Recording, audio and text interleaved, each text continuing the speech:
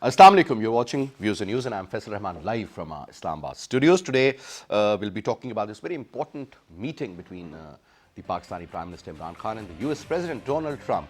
And major areas which came under discussion again were primarily about the Afghan situation regarding the security out there. Also, another important area that came under discussion was about the ongoing issue in the Indian occupied Kashmir. Primarily, the President of America, he has agreed that he is going to talk to the main decision makers out there in India and he's trying to diffuse the situation. The third important area that was briefly discussed was also about the trade between the two countries. As we all know that America is one of the largest business partner of Pakistan. So what sort of incentives can we get? We'll also be talking about that. Other than that, now, a little while ago, the Prime Minister was also talking on the floor and he did mention about the tourism industry of Pakistan. He did talk about the issue regarding Iran and the United States of America, and he wants that war is not the solution, primarily dialogue and a meaningful dialogue where things could be sorted out is the only way out. Situation in Afghanistan, he said, is affecting Pakistan and has affected Pakistan in the past also.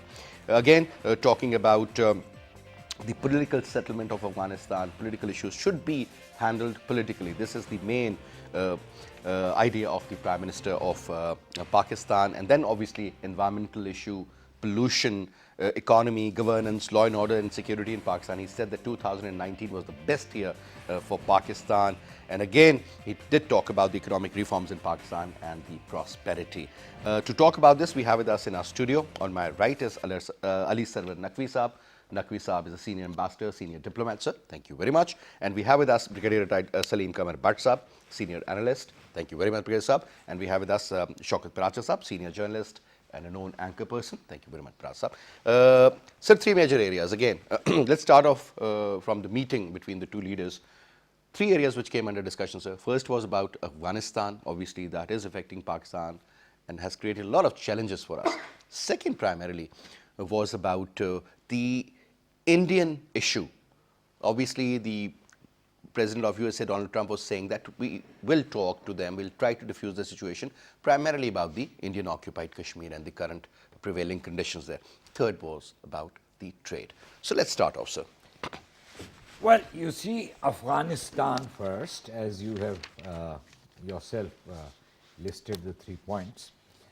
In regard to Afghanistan, I think President Trump took note of what the Prime Minister said. And Prime Minister, of course, emphasized Pakistan's position on Afghanistan and its desire to see peace and stability return to Afghanistan as soon as possible.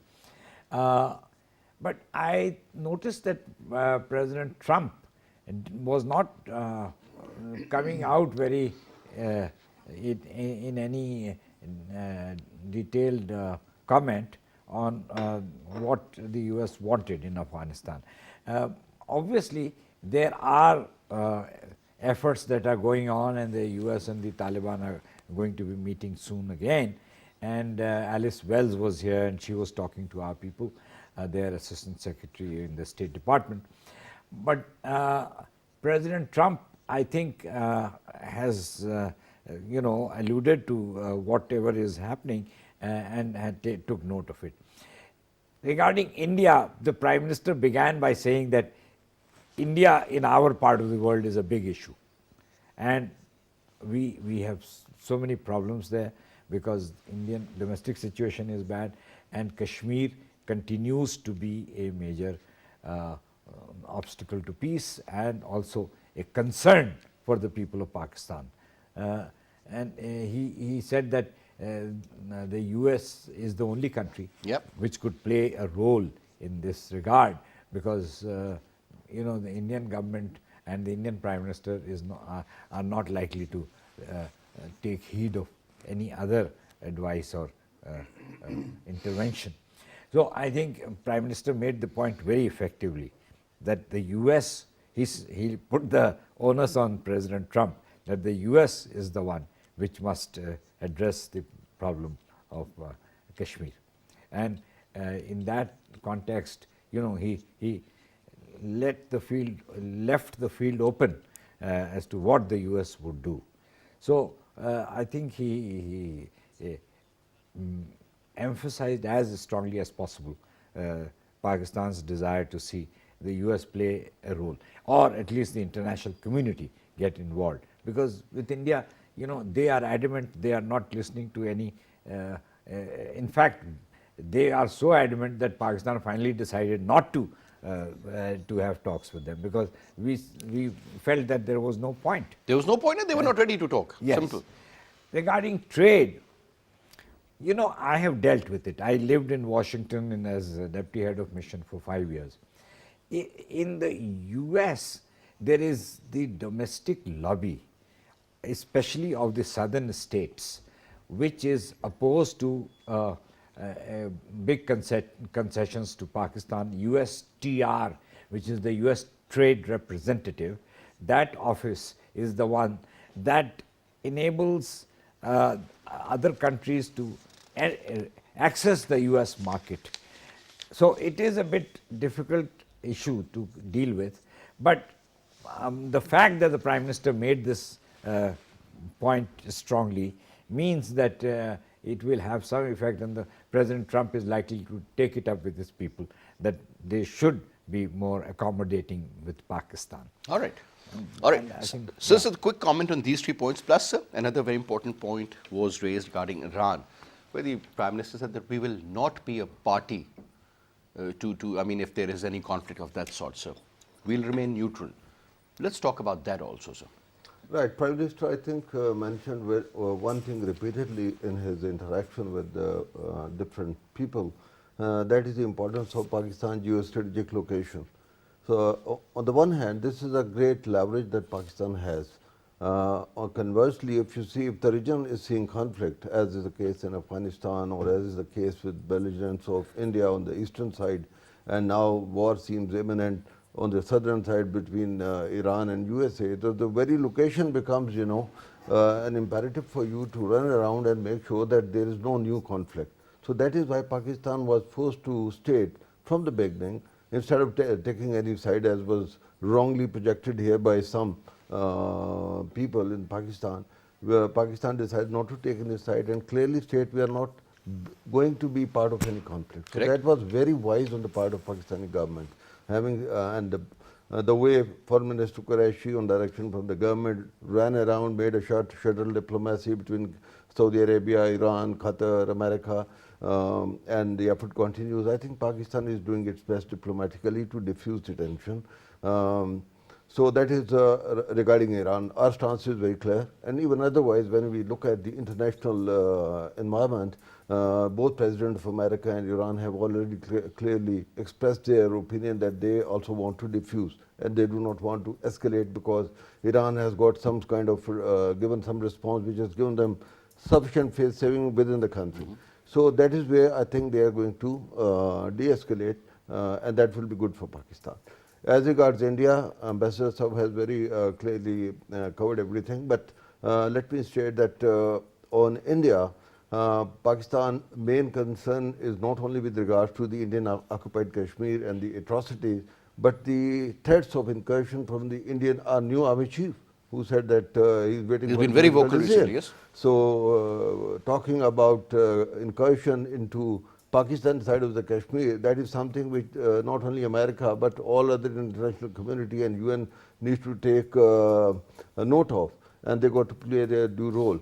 And the Prime Minister, I think, very clearly said that there is a need that India be forced to accept the UN observers on inside Indian occupied Kashmir, which they have not allowed in the last 2 decades, and neither do they let them come close to the line of control. So this is very important, that the international community and the UN gets the real picture what Indians are doing along the line of control. Coming back to Afghanistan, I think situation isn't different from the past few years. In the last about 5-6 years, I have seen that repeatedly the solution to Afghan quagmire looks around the corner, and then suddenly something happens and everything falls apart. So let's hope and pray that this time Pakistan is making headlong efforts, and that is why President Trump was obliged to say that this is the best relationship between Pakistan and America at the moment. It has never been before. But these kind of sweeteners and I mean, statements sir, how don't come? I matter. mean, look at the engagement of Pakistan in 80s with the Americans when after Jimmy Carter, when Ronald Reagan was in power. I think that was the best time when we could negotiate. We have negotiated. Yep. I still remember that Ziaul Haq Sahab was telling his deputy chief, General Akhtar Abdul Rahman, at that time, that don't go for Phantoms. They might offer you Phantoms. Go for F-16s. Right. So that was the relationship, where we could have put our foot down and we eventually got all we wanted. That's a great point. Then again, in Musharraf's time, I still remember when coming out from, very casually talking, sharing jokes and all. I mean, currently it seems very different. I mean, a year, exactly about 13 months ago, same Donald Trump tweeted on the 1st of January 2019. I mean, what is that supposed to mean, sir? So, I think you brought a very good point. I was about to jump onto this, that these kind of sweeteners, my friend, decent relationship, best of relationship, they don't matter in the real politics at all, because ultimately it matters what they are delivering. Absolutely. Pakistan is delivering the best it could do in the last 20 years.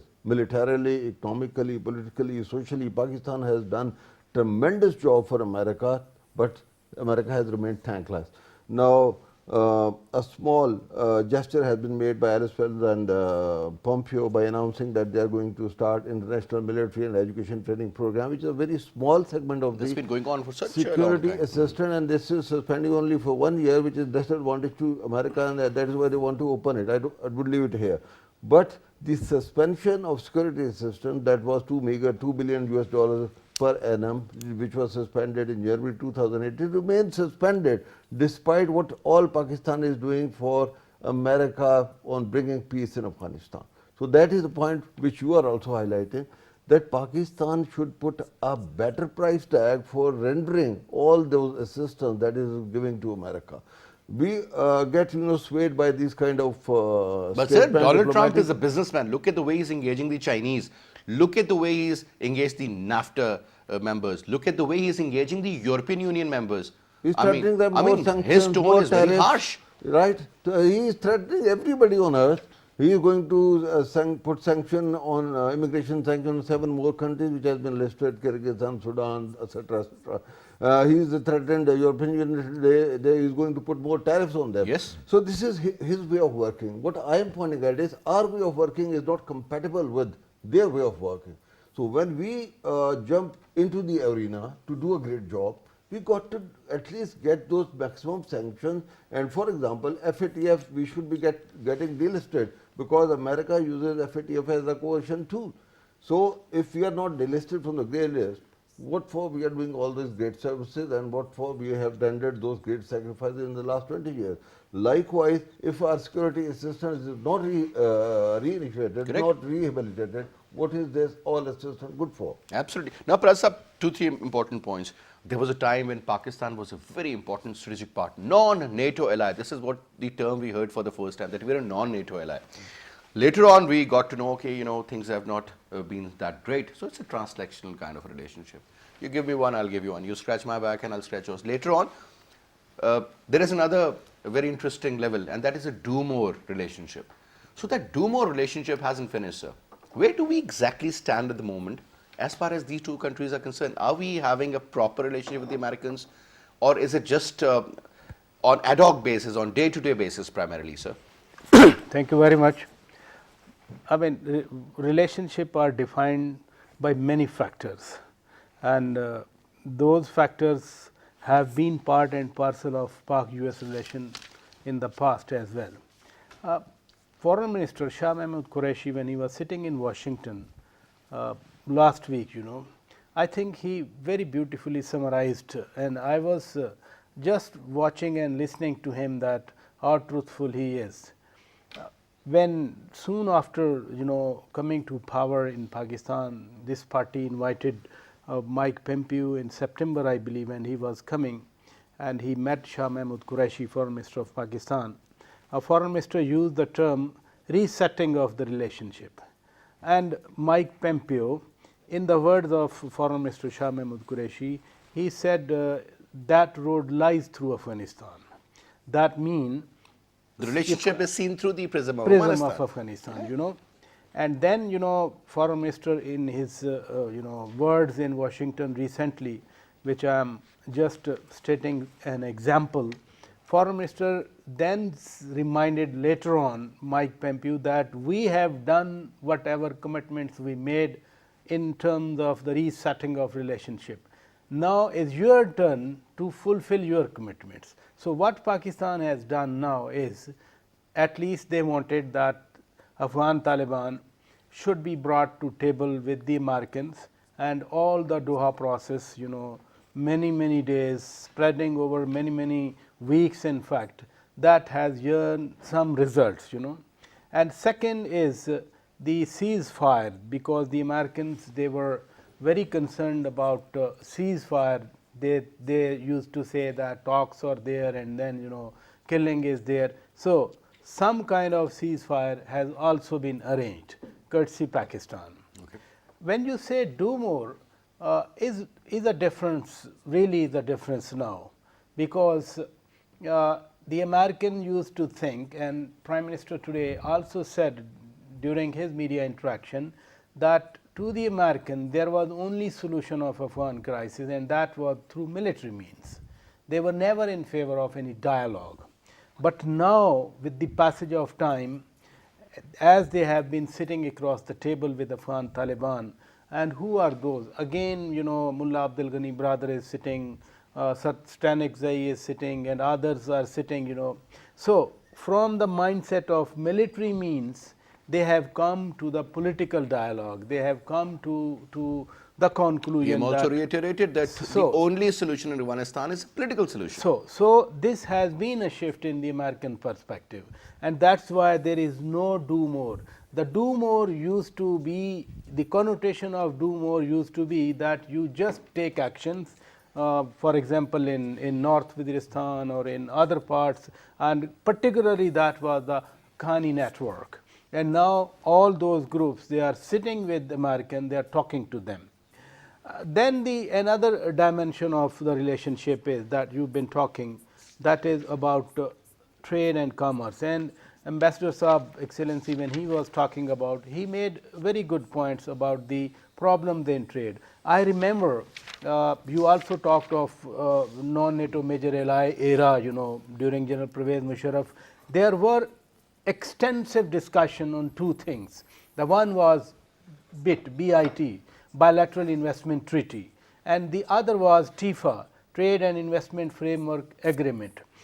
During those years, the United States was in dire need of Pakistan. We were, you know, solution to all the problems, from NATO supply to offering the bases, you know, and then hunt for so many people that General Pervez Musharraf himself wrote in his book that over 700 Qaeda members, they have been handed over to the United States. And even the observers across the world, they do believe that this Qaeda threat was over because of Pakistan. Had Pakistan not cooperated against Qaeda, at least, you know, this Qaeda would have still been a major threat for the United States. If during those years when Pakistan was a blue-eyed boy as a non-NATO major ally or the most strategic ally around the world, if trade concessions were not given in that era, they won't be given now. Why should I be very hopeful? Then there was another promise of, especially when you're dealing with Trump. And especially there was another promise by President Bush, you know, when he was here in Pakistan in 2004, I believe, in July.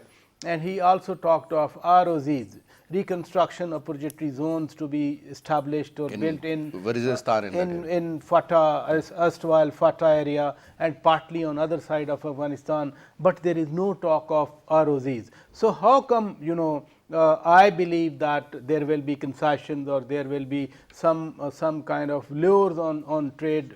Even Prime Minister last night, when they had 1 hour meeting, I heard from my sources that Prime Minister talked of taking away the advisories for travel in Pakistan. Now that just you saw Prime Minister was talking, and he was talking of Pakistan being secure, and there is no doubt that the sacrifices of Pakistani security forces, police, civil agencies, the people of Pakistan. Indeed. Over 60,000 human lives, Pakistan has been made secure, but still advisories are there. Then regarding Kashmir, it's also a maxim that the day President Trump has been saying that there will be they are willing for mediation on Kashmir, the Indian side has taken these stringent measures, including 5th of Prasad, August. if I may ask you this question, that since the Prime Minister thinks that the Americans have a lot of influence over almost all the nations, sir, and they can also exert some sort of pressure on the Indians. But sir, over a period of time, what I've realized, I mean, they've been very firm, very straight, the Indians. They have had to say no so many times to the Americans also, that this is not acceptable. What pressure the Americans exerted? Whether I remember in 2002, 2003, when there were the forces of India and Pakistan, they were an eyeball to eyeball. I remember there were advisories for their businessmen. There were advisories for their investors. We have not seen any pressure from the United States. Has there been any coercion from the United States when on the sideline of United Nations General Assembly session last September, rather President Trump attended the rally in Texas, which was addressed by Narendra Modi. So how come they will mend their ways if there is a patronage rather from the other side? Look, now entire India has stood up, this Citizen Amendment It's not Act, only about Kashmir anymore. yeah, primarily, this is Citizen Amendment Act has erupted across the country, demonstrations, and this is a fundamental part of fundamental human rights, that you have the identity. It's not the religion which is the identity, it is the country that's the identity. But this Citizen Amendment Act has not even lured the administration to take Not some even a kind single of statement measures, from the American high ups. That's what I am basically. saying. That's what I am Nobody saying. has condemned it. And this the eruption of demonstration is in India now, all across the country, from, for example, Kolkata to Bangalore. Faiz Ahmed Faiz is being recited. His famous poems, they are being recited, and then these poems are being termed as anti-Hindu. These are the liberties. Yeah. The ideals of the Western world has been human liberties, has been non-discrimination, has been no Freedom of speech, expression, everything. and everything. Yes. And this all is curbed over there. I am not saying only Indians are saying, their media is saying, their intellectuals are saying, That's the their reality. students That's are the- saying. that's the reality out there, sir. When you say there is no impact or any outcome, because there is no coercion, no pressure at all. Now, couple of things, sir. For example, when the President of America calls our Prime Minister my friend, my good friend, so we all, make it the headlines basically. Oh wow, the things have changed. But in reality, it's a different ball game altogether. It's about not only the president. There's so many other factors are also involved. Now, sir, considering the realities, especially in our region, Afghanistan, Iran, India on one side, sir, and the kind of engagement the Americans they have with the Indians, sir, because a lot of people say that we should not look at Pakistan and US relationship from the Indian perspective. But sir, one has to. One has to. You see, you are quite right. I agree with that, and for very good reasons. The first reason is that the Indian American, all Americans of Indian origin are now spread over everywhere. They are in Indian diaspora is so in the government, in State Department, in Pentagon, in the NSC, and in other in the Department of Commerce, in Media. the Department of Energy.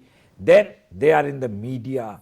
Then they are in the financial world, because bright Indian young people are in Morgan Stanley, in JP Morgan, in Solomon Smith and Barney. All the major Wall Street firms have Indians in them.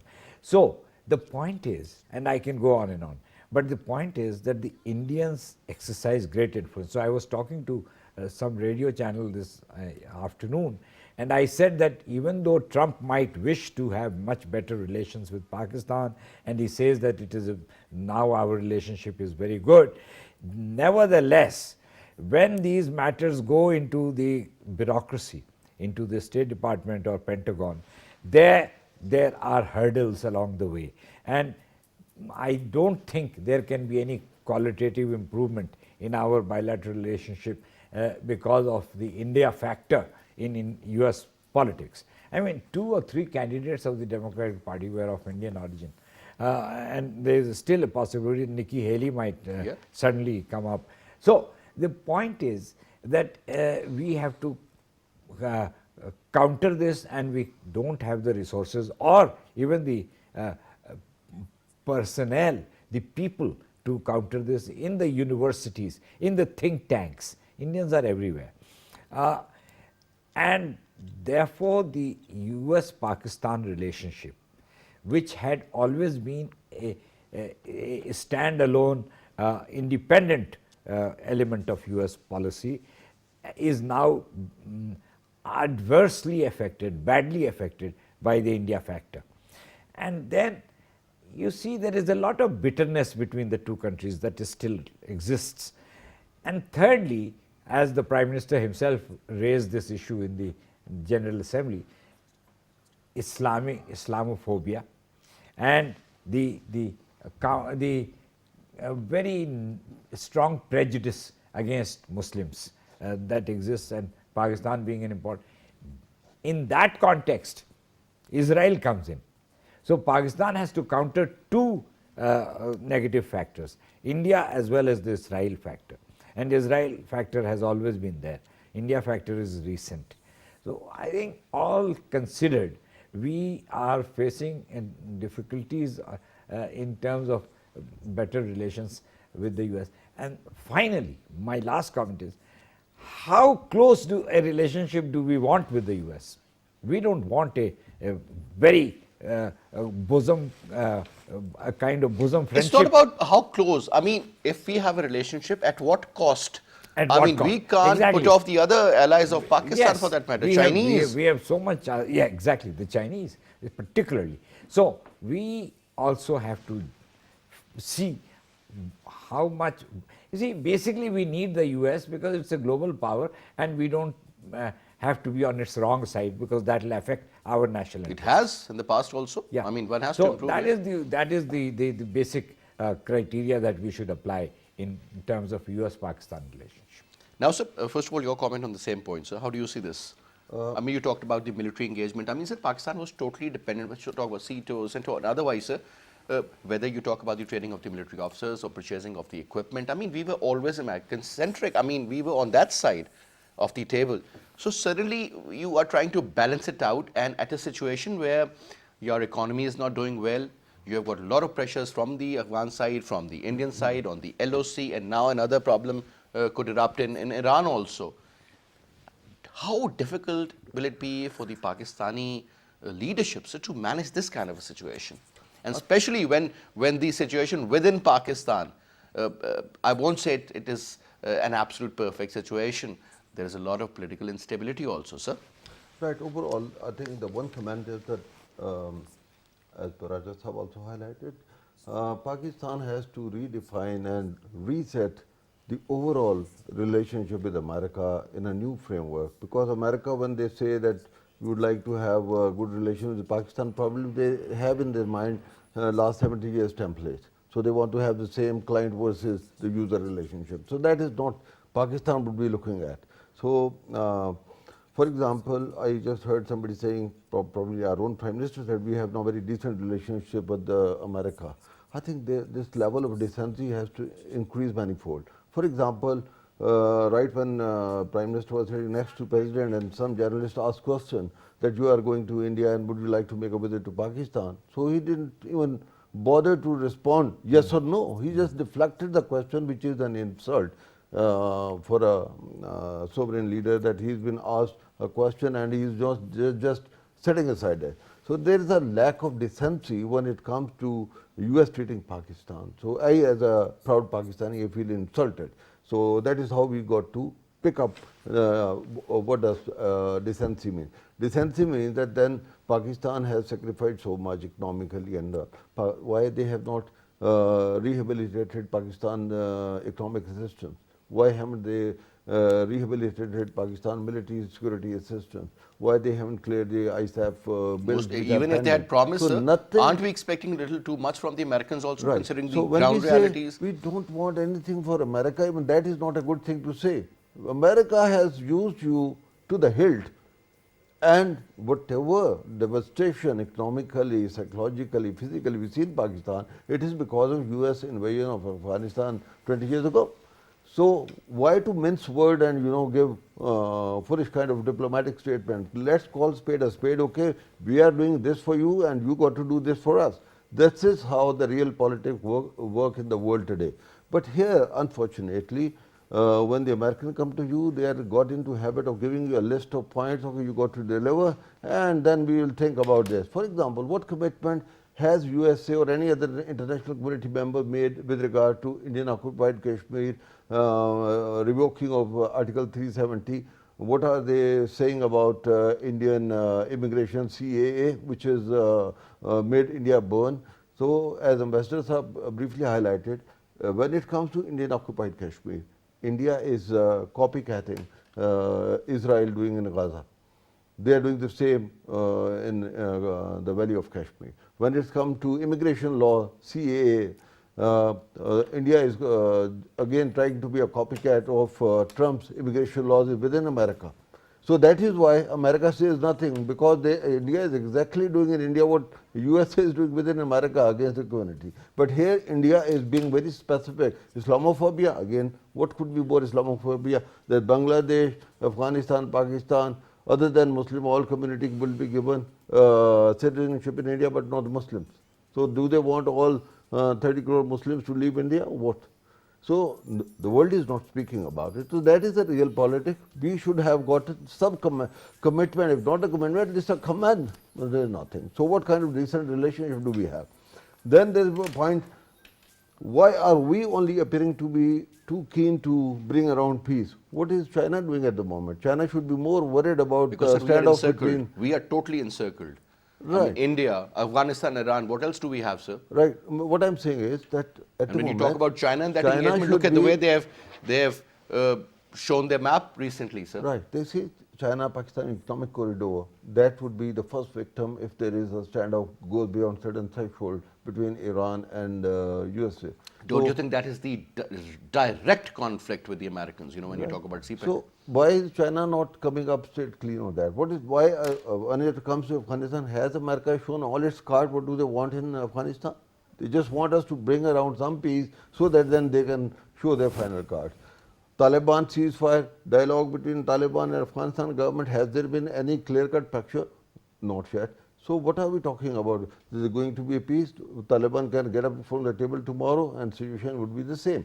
So there's a lot of question marks with regard to Afghanistan. No commitment, no comment on India. Trump is going to India next month, so he doesn't want to say anything which will annoy the big market for them. Absolutely, Right? absolutely. So I think Pakistan has to tread very, very carefully when we are trying to create a kind of euphoria within the country that, okay, Davos Forum done, lot of investment coming in, as you rightly pointed out. It has happened so many times in our country that a leader goes out and comes back, lot of promises are brought back. Promises versus reality. Now Nothing happened. Paracha Saab, I was reading a very interesting article.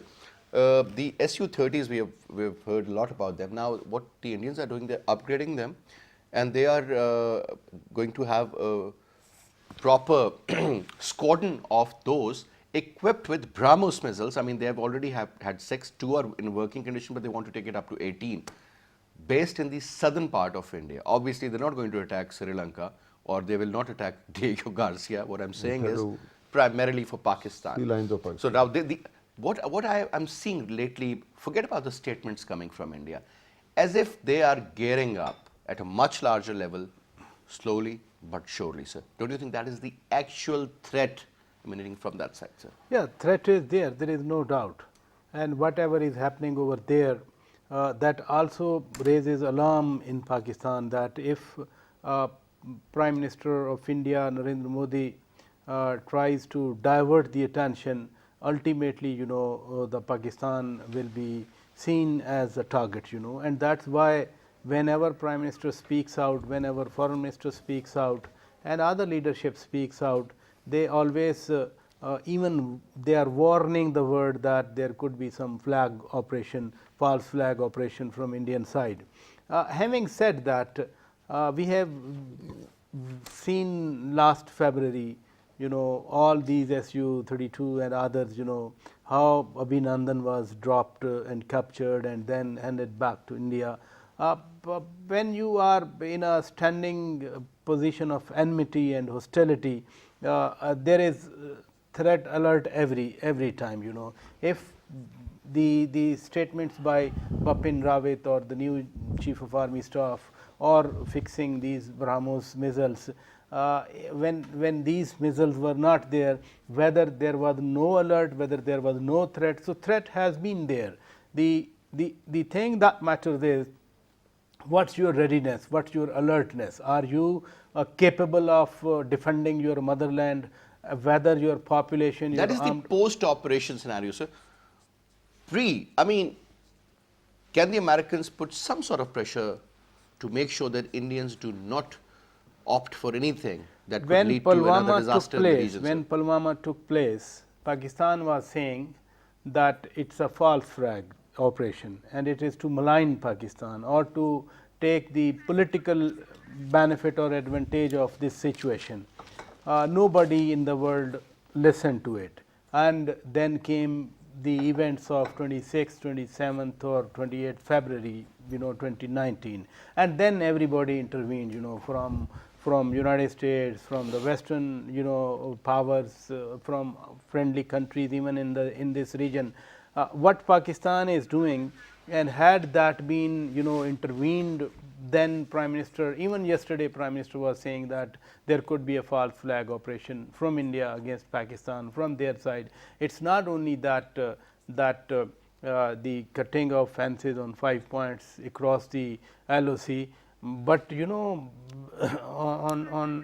February last year, it was Rajasthan, when we were told that from some points in Rajasthan they had the missiles aimed at Pakistan, and then the world powers intervened at the that same time. even from on LOC. But Sir Prasad, since I was told that we are totally running out of time, the point is that what Indians are doing at the moment, I mean, especially during the visit of the American president, anything goes wrong, whether you talk about Kashmir or another false attack on the parliament or something of Mumbai for that matter, they might do something just to get the attention of the whole world, because the president of USA is going to be there, and again malign Pakistan. You remember Chhattisgarh. Yeah, Chhattisgarh, in fact, when President Clinton came to Remember India. that, sir? So, there have Anything been, and everything is possible. There have been incidents, but since Pakistan has sensitized the world, All right, the world should listen to it. All right. Anyway, thank you very much, sir. It was a pleasure. Ambassador, thank you so much. And that's all we have for this hour. I'll see you tomorrow, inshallah. Till then, you take good care. Khuda Hafiz.